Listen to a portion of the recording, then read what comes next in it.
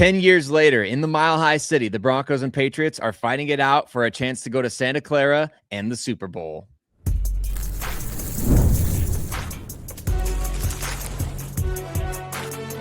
You are Locked On NFL Crossover, part of the Locked On Podcast Network. Your team every day. It is crossover Thursday before the AFC Championship game between the Denver Broncos and the New England Patriots, and we are going to break down every aspect of this matchup, the biggest storylines, player matchups we got our eyes on, keys to victory. You know the drill here at Crossover Thursday. My name is Sayre Bedinger from Locked On Broncos. So excited to be here with Nick Cattles of Locked On Patriots, and we are going to break down this matchup for you. Broncos fans, Patriots fans, we appreciate every single one of you so much for making our shows your first listen of the day every single day right here on the Locked On Podcast Network, the #1 sports podcast network out there. And as always, Crossover Thursday is brought to you by our friends at Prize Picks. Download the Prize Picks app today and use code LOCKEDONNFL to get $50 in lineups after you play your first $5 lineup. Nick, I'm so excited to be breaking down an AFC Championship with you, especially because, man, 2 years ago, your guys are picking 3rd overall in the draft. My guys just cut Russell Wilson, took on $90 million roughly in dead money. Yeah. It's looking bleak for both franchises, and here we are. We paid our dues for the last couple of seasons to get to this point. And it's awesome that history is kind of repeating itself. Like I said in the intro to the show, man, 10 years later, the same storyline. Obviously, it's not Brady and Manning in this game, but the Broncos and the Patriots battling it out in the Mile High City for a chance to go to Levi's Stadium and play for a Super Bowl title. Yeah, it's pretty crazy, right? I mean, the turnaround for both organizations. I thought Denver would be dead in the water for 3, 4, 5 years after the Russell Wilson debacle. And Sean Payton's done a great job, turned that thing around. Obviously, the Patriots going through their issues 2 years in a row in 23 and 24, back-to-back 4-win seasons. And then Mike Vrabel steps in and just changes the program. And all of a sudden, within his first year, as we know, AFC Championship game. So it's a fascinating tale for both of these teams, how things have unfolded. But I do think that I don't want to say this matchup has an air of inevitability to it. But look, these have been the two best teams in the AFC through most of this season. They were battling for that #1 seed. So it just feels right that you got the 1-2 seed going against each other in the conference championship. But of course, as we all know, unfortunately, Denver won't have their starting quarterback to wage this battle on Sunday. But it is interesting watching these two teams have those turnarounds.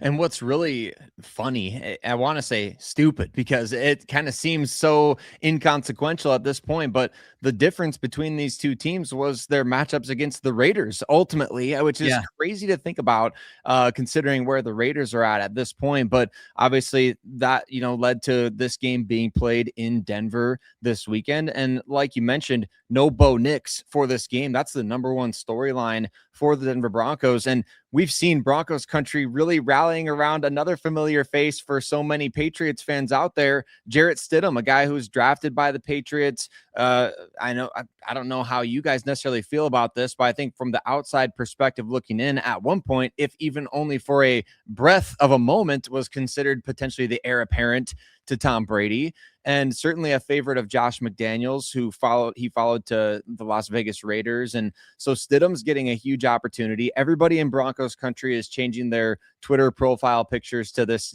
Jarrett Stidham meme, like rallying around him.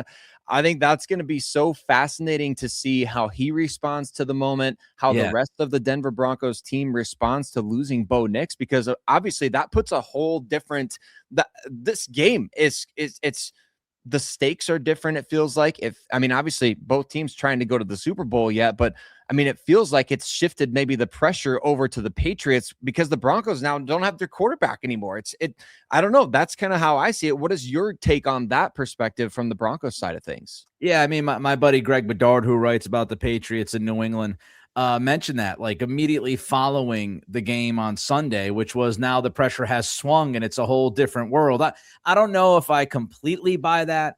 Obviously the team with the backup quarterback is not going to be favored, and they probably should not be favored. That's rather obvious.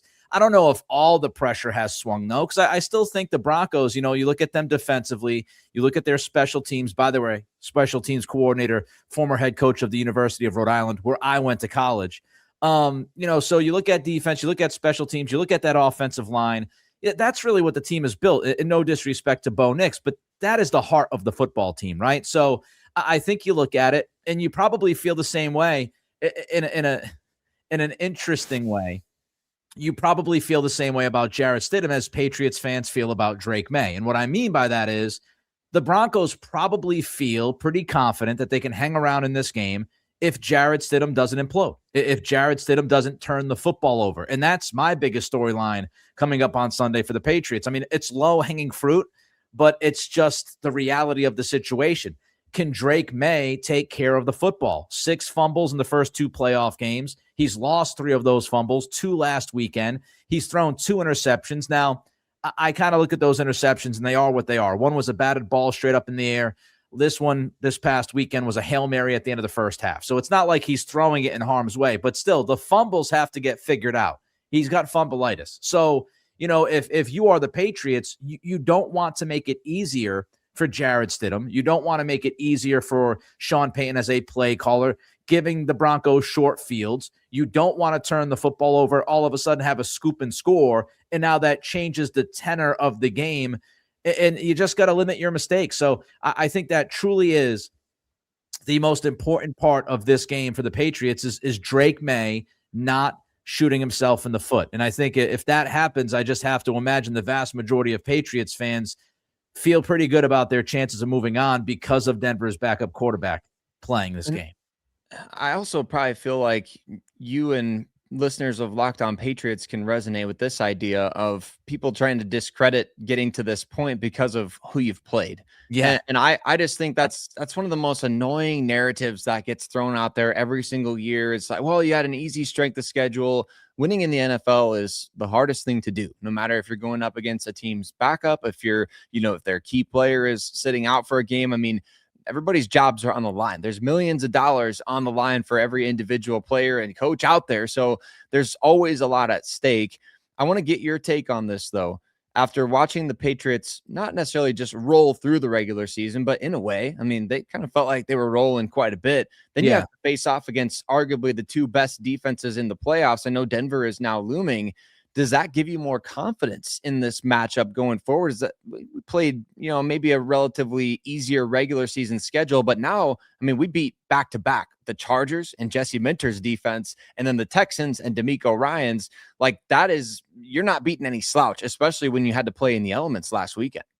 Yeah, I certainly feel more optimistic about Drake Maye's ability to go into Denver against a very good defense and do enough to win. I don't know if I'd sit there and say I'd be super optimistic or confident that they're just going to slay the Denver defense and it's like no big deal, easy peasy, 1, 2, 3, easy, right? But I do think it gives you a little bit of confidence. I looked at Drake Maye. When you look at the strength of schedule stuff, I just that whole argument in the path, I had a whole rant on my episode on Wednesday's episode about that. Put a whole segment out there to just eviscerate this easy path stuff, which I find to be ridiculous just because I don't think anybody really cares about it. I don't think it's a genuine argument. I don't think 2 years from now, anybody's going to bring back, the Patriots regular season schedule. It's like, did you win the title? That's all that matters, right? But when you look at it, the context, right? Like Drake Maye, yes, you played against a schedule that was soft defensively compared to other schedules, right?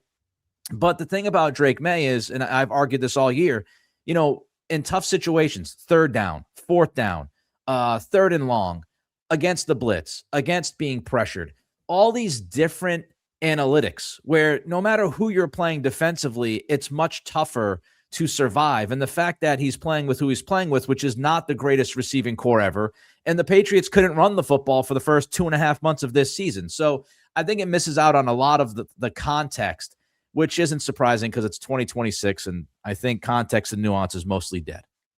It is. We discover that all the time. And I think that's the funny thing about this profession. But, man, what you just said, I mean, it just gets me more and more excited about this matchup because I feel like this Broncos defense is going to be excited to rise to the occasion against frankly, an MVP candidate, right? In Drake Maye, who was second team All-Pro this year behind Matthew Stafford and has played phenomenal football. Now they get a chance to really protect their house with Bo Nix out for the rest of the postseason. And we're going to find out what are the best matchups in this game. I want to definitely highlight the Broncos pass rush going up against that Patriots offensive line could be an absolutely huge, monumental key in this game. We're going to talk about it coming up on today's Crossover Thursday edition. Locked On Broncos, Locked On Patriots.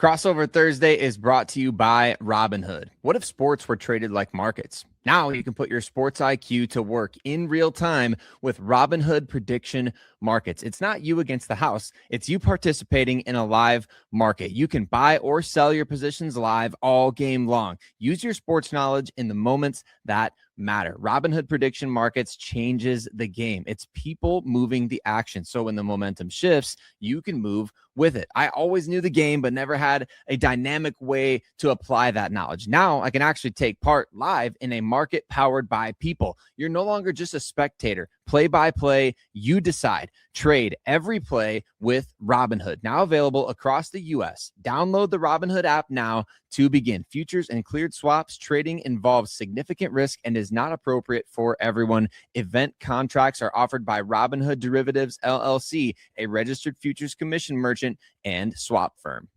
Crossover Thursday is also presented to you by Game Time. The NFL playoffs are obviously down to the Final Four, and there's nothing like being at the game. We all know, especially like at Mile High. The crowd noise, the energy, and cheering alongside other fans. Watching at home is great, but being in the stadium hits a little different, maybe a lot different. The frustrating part has always been the same: getting tickets, waiting in queues, dealing with logins, and watching prices change right at checkout. And that's why the Game Time app gives the advantage back to the fans. It's the hack for unlocking amazing NFL tickets and experiences in just a few taps. The app is so intuitive. Browsing, comparing, buying tickets, it takes just minutes. And you see NFL tickets in your area that are available to you, especially for the championship round like this, man, you get the opportunity before you even buy your tickets to view your seat before you buy, so there are no surprises. So take the guesswork out of buying NFL tickets with Game Time. Download the Game Time app, create an account, and use code LOCKEDONNFL. That's LOCKEDON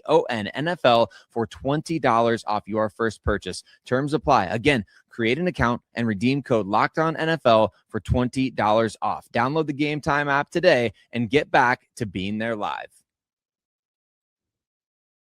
So many big-time matchups between the Denver Broncos and the New England Patriots, two evenly matched teams, literally the same record this past season. A lot of similar strengths and weaknesses for these teams, but one matchup that we have to highlight, the Broncos defensive front going up against the New England Patriots offensive line, could end up being crucial in this matchup, and we'll break down so much more on today's episode of the show. But once again, Broncos fans, Patriots fans, we want to say thank you to all of you out there who are everydayers, everyday listeners of the show. If you haven't already done so, want to invite you also check out the link in the show notes for the Everydayer All Access Club. You're going to get tons of bonus content, locked on merch discount, and things that, man, not everybody who is an everydayer, on YouTube or wherever they listen to podcasts, you're going to get so much more through being a member of the All Access Club. So we want to invite you to check that out and let us know what you think. We're excited to hear your feedback on that as well. Nick, I want to talk through some of the matchups for this game. Obviously, I've teased it, so we might as well start here, right? The Broncos defensive front against the Patriots offensive line. This is obviously an area that it's a work in progress. Like you mentioned, the Patriots, they were, top 4 worst records in the league over the last 2 seasons, and they jumped all the way to the AFC Championship game. I feel like that roster wasn't completely complete when Mike Vrabel inherited it, and this is maybe the one area that the Broncos have a distinct advantage. Where have you seen the Patriots grow the most this season on the offensive front, and what's your take on this particular matchup going into the championship round? Yeah, I mean, I think you're right with the turnover, right? I mean, there's so much turnover on this roster, but I'm not too concerned about Mike Onwenu or Morgan Moses. Now, can they be beat? Of course they can be beat, but Morgan Moses has been really good pretty much all year long, and he was excellent last weekend against Houston, against Danielle Hunter. He shut down Danielle Hunter. I think, Mike Onwenu has played his best football as a Patriot at right guard over the past couple of months. He had a down game against the Chargers, but he was much better, kind of back to himself. had some all-pro votes this year. So, Michael Wenu, Morgan Moses, you feel really solid about that. Garrett Bradbury has been a surprise. I was concerned about his pass protection. I do think he has a very difficult challenge ahead of him this weekend with Zach Allen. I think that's going to be very, very tough. John Franklin Myers is no joke. Malcolm Roach is no joke. So the interior of that defensive line, as we know for Denver, is good. So Garrett Bradbury might get a little leaky from time to time. But the biggest issue is the left side of the line. Jared Wilson, rookie left guard, played center at Georgia. He's been up and down. Last week, he actually played well against Houston. I think it's a tougher matchup for him this weekend against Denver. But the biggest issue is Will Campbell. He has been awful the first couple of playoff games. There's no other way to put it. You can't put the lipstick on the pig that has been his play the first couple of playoff games. He was whooped thoroughly last weekend against Will Anderson Jr., who is a first-team All-Pro. But I think when you're looking at this matchup, it's really Nick Bonitto versus Will Campbell. And, if Bonitto gets the best of Will Campbell 3 or 4 times, then that could be the difference in the game. And I'm watching the Bills-Broncos film from last weekend, and Nick Bonitto was pretty quiet the first half. Deion Dawkins is really good at left tackle. But what happens, right? I mean, the second play of the third quarter, Bonitto beats him, strip sack, there it is. So if you have 1 or 2 of those in this game, that could be the difference. Yeah, absolutely. And that's what the Broncos defense is going to be trying to do. I know defensive coordinator Vance Joseph likes to bring exotic looks in terms of his blitz packages, sending defensive backs, bringing those linebackers up the A gap, and then disguising it later on in games. So he's going to be trying to play mind games there with that offensive line and Drake Maye getting his protection set as well. One thing that I think is going to be fascinating in this game, because it is expected to be relatively mild conditions, albeit very cold in Denver, right, this weekend. So I think we can expect, whereas maybe in a game where there's the elements involved like that, you're not necessarily chucking the ball downfield as much. Right. The Patriots have been one of the best vertical passing attacks in the NFL this season. In fact, Cody and I talked about this during the week. I mean, Drake Maye is legendary status in terms of his accuracy on downfield throws this season, not just in a 1-year vacuum. The Broncos defensive backs have been much better as of late, but this season, that's been one of those areas where people will test Riley Moss deep downfield. Are you expecting that going into this matchup? And what do you think with Pat Surtain on the other side? Do you think it's going to be one player in particular getting all the looks? What are your expectations for the Patriots wide receivers and that vertical passing? It's almost like we talked about all this before we recorded, which we didn't.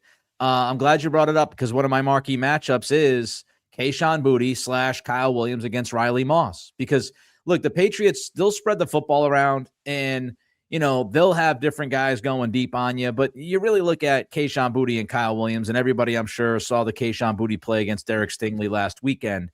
I absolutely expect Drake Maye to take a couple of shots downfield. It is a big part of this offense. As a matter of fact, I would think it's almost too big a part of this offense the first 2 playoff games, because it's almost one big play and then, wow, it happened. And then the offense just dies for the next 3 or 4 drives. So Drake Maye loves taking shots. He is going to take those shots against Denver. I can guarantee you that. I don't know how many. There's going to be multiple shots downfield. I think they're going to target Riley Moss at least a couple of times. I know he's got a ton of DPIs this year. He's had his struggles every once in a while. So I think they will try to attack that. I'm not sure how much they'll try to attack Patrick Surtain, but I don't think they're afraid. They weren't afraid of Derek Stingley last weekend. I think they trust Kayshon Boutte, and Drake Maye will give him a shot. Kyle Williams is interesting. Kyle Williams had a couple of chances last weekend. He's got a great release off the line of scrimmage. He just doesn't have the best chemistry with Drake Maye just yet, but he is capable of beating man coverage on the outside. There's no doubt about that. So I do think that's a huge part of the Patriots offense.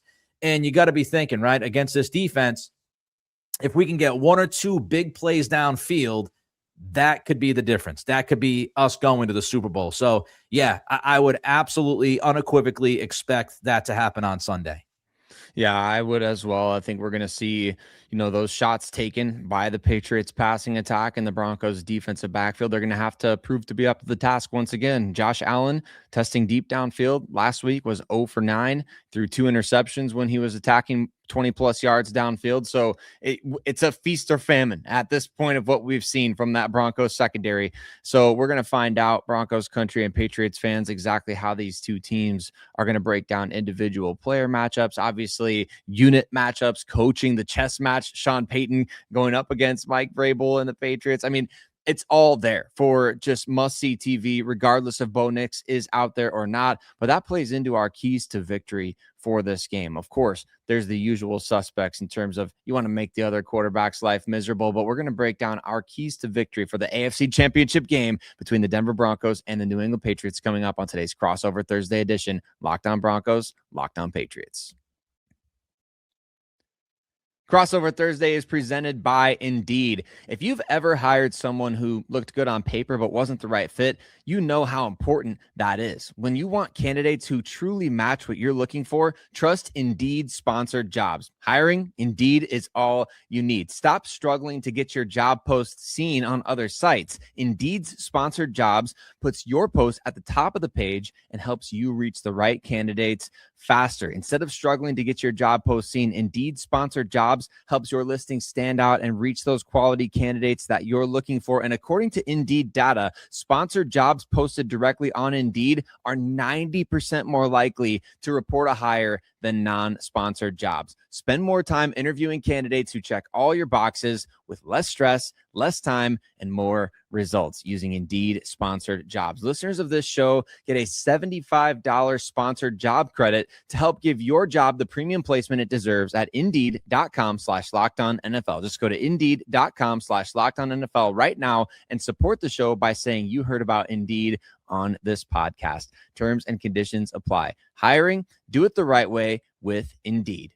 Crossover Thursday is also brought to you by TurboTax. Tax season doesn't have to take over your life. This year, TurboTax is making it easier than ever to just hand things off and move on with your day. With TurboTax full service, you can have your taxes done for you by a trusted local expert, start to finish, without the stress or guesswork. Instead of spending hours trying to figure out forms, you can just meet with a local TurboTax expert in person or connect online, and they handle everything from W-2s to self-employed forms, and they work to get you every deduction. It's a huge time saver and gives real peace of mind knowing that an expert is handling it. For a limited time, you can have your taxes done by a local TurboTax expert for just $150 all in. If a TurboTax expert didn't file for you last year, just file by February 28th. Take taxes off your plate and get back to your life. Visit TurboTax.com/local to book your appointment today. What has to happen for the Broncos and the Patriots to punch their ticket to Santa Clara for Super Bowl 60? We're going to tell you on today's Crossover Thursday edition. Locked On Broncos and Locked On Patriots. Once again, thank you so much to all you everydayers out there. We appreciate you so much. Nick, I want to defer to you. I want to know, what does it got to take for the Patriots to get there? Because obviously the big narrative is, right, I mean, I guess you can say never. I think they've only played 2 AFC championships in Denver, right? But Patriots are looking to get off the old schneid when it comes to winning the AFC title in Denver. So what do they got to do to make it happen? First, they got to win a couple of rounds against Denver's offensive line. I obviously would not expect them to dominate that matchup. I would not expect them to get home as much as they got home against the Chargers and the Texans. Realistically looking at it, the Chargers offensive line was a banged up mess. The Houston offensive line was below average and did not have their starting right tackle in Trent Brown.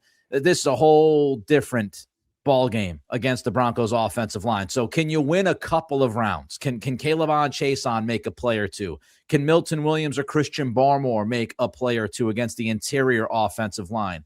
You know, if you get Jarrett Stidham in 2nd and long, 3rd and long, that should change the game pretty quickly. So can you win a couple of those rounds? That's one key. Second key, I would say, is take advantage of Vance Joseph's aggressiveness and heavy blitzing. The Denver blitzes a lot. Denver blitzed Josh Allen a ton last weekend. And, you know, Drake Maye, for the most part, I know Pro Football Focus would disagree with this, but Drake Maye has been pretty good against the blitz this year. So, you know, if Vance Joseph is blitzing as much as he usually does, can Drake Maye take advantage of that? And what will Josh McDaniels have drawn up? to try to beat some of those blitzes from Vance Joseph as he tries to change the picture on Drake Maye. And thirdly, I would say throw the kitchen sink at Jarrett Stidham. And this is what the Patriots have done the first couple of playoff games. They threw a lot at Justin Herbert. They threw even more at CJ Stroud, disguising coverages, all sorts of different pass rushes and in different ways, blitzes, blitzing 5, 6, 7 guys at times, cover 0 at times, running a ton of stunts last week against Houston's offensive line. And I think you'll see more of that. Just throw the kitchen sink at Jarrett Stidham. He hasn't played an NFL game that counts in more than 2 years. Try to put him in a blender, as Mike Vrabel says. And, Carlton Davis, by the way, he was at Wednesday's practice with a non-contact jersey, which means he's already in phase 4 out of the 5 phases in concussion protocol. So right now it looks somewhat promising that Carlton Davis will play on Sunday, which would be a big deal because if you have Christian Gonzalez and Carlton Davis, you can play more man coverage and be confident in that, which allows you to really throw a different variety of things at Jarrett Stidham. 100%. And speaking of injury updates and things like that, the Broncos had a number of reinforcements as well at their Wednesday practice. Starting center Luke Wattenberg, who's been out since around Christmas time, he was activated off injured reserve, and his backup Alex Forsyth was back at practice as well. We also heard Troy Franklin was out on the practice field. Pat Bryant, the rookie wide receiver who was kind of featured early in the divisional round, he was back on the practice field. J.K. Dobbins, the starting running back, was back out on the practice field, although Sean Payton would not commit to whether or not he was going to play this weekend. So we'll find out what happens there. But I think those are great keys. Honestly, I think that's exactly what has to happen. You're playing against a quarterback who hasn't thrown a regular season pass since the end of the 2023 season. Throw everything at him. Make him make split-second decisions with the football. I think that's absolutely key. For the Denver Broncos, I feel like I mentioned the same keys all season, Nick. I really do. And I pretty much say this every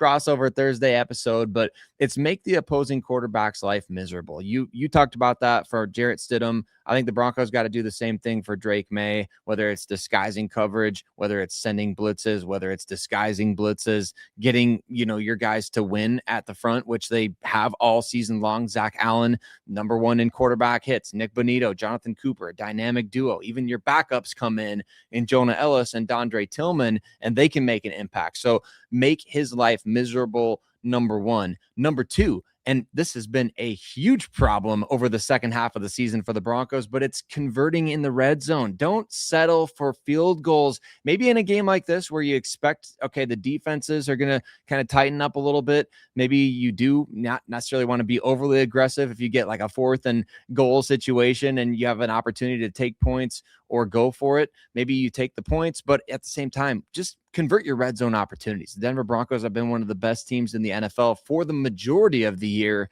converting in the red zone. It's tapered off here a little bit since the bye week. And then the third key to victory is rally around the backup QB. Everybody else has to have, it's sort of like, if you ever, have a issue with your eye, right? You got something in your eye and you got to, adjust, or, your hearing is damaged for a season, or, you have a cold and you can't smell, your other senses get heightened is what I'm getting at here, right? Yeah. That's what the rest of the Broncos roster has to do with Bo Nix out. Like, for so much of the season, the formula has been the same. Stay in games as long as we can, and then Bo is going to put on the Superman cape when he needs to. And that's just not going to necessarily be the case here in this game. At least you can't expect it to be, right? Right. This defense needs to come out and do what they do. I mean, they've had games this year where the 50 is the end zone, and offenses are lucky to cross the 50. I'm not saying that's going to happen against the Patriots, but I've been saying all week long, I think that has to be Denver's defensive mentality, is like, remember the Titans saying, like, don't let them get another yard, right? That's what you need to happen in this game. So it's got to be all the other senses being heightened, right? With your quarterback is out. Everybody else has to be like, all right, I got to really step up in this game. Not that they were taking anything lightly before, but I think that's going to be crucial for them getting this win. Yeah, I mean, look, I think all of it makes sense. I do think Denver's defense is going to have to be really, really good on Sunday to give them the best chance. Again, it's kind of like a Captain Obvious statement, but It's true. And, it's the reality of the situation. I don't know if you go into Sunday feeling all that confident that Jarrett Stidham's going to be able to put up 20 plus points unless Drake Maye fumbles the football over to them a couple of times and makes it easier for them to do that. So as I said at the beginning of this crossover, Denver has to live by what they're really built, on, which is offensive line play, defensive line play, a couple special teams plays, and, maybe the Patriots kind of kick themselves in their own tuchus and help you out along the way while you're home. So, I think that's the recipe. 100%. And Broncos fans, Patriots fans, we're excited to find out how it plays out, right? I mean, these two teams have had incredible seasons up to this point, and to be in the NFL's Final Four, like we mentioned at the beginning of the show, after being near the top of the draft, to being without franchise quarterbacks just 2 off seasons ago, man, it feels good to be even talking about the chance to play for a chance to go to the Super Bowl. So we appreciate every single one of you so much. Again, check out the link for the Everyday or All Access Club in the show notes. We really encourage you to do that. But thank you so much once again for making us your first listen of the day every single day. And we'll catch you on the next episode of the show.